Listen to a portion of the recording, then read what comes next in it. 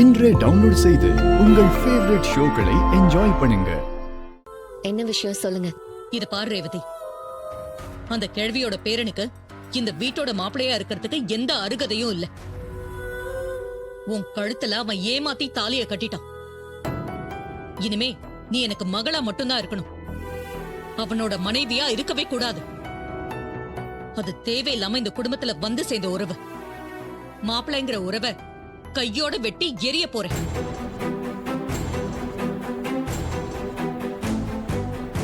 அதுக்கு என்ன பண்ண போறீங்க? கோர்ட் டைவர்ஸ்னு போனா லேட் ஆகும்.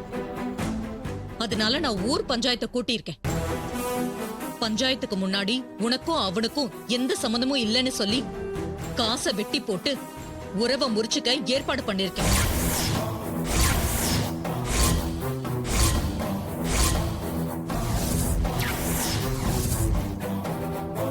ஈஸ்வரி, என்ன காரியம் பண்ணிருக்க? யார கேட்டு இப்படி ஒரு முடிவுக்கு வந்த? நான் யார கேட்கணும்? இவளோட அம்மா நான். என் பொண்ண ஒருத்தன் ஏமாத்தி தாலி கட்டுவான், அத பாத்துக்கிட்டே என்ன சும்மா இருக்க சொல்றீங்களா? அதுக்குதான் நான் பஞ்சாயத்தை கூட்டியிருக்கேன். புருஷன் பொண்டாட்டிங்கிற உறவையே வெட்டி விட சொல்லியிருக்கேன்.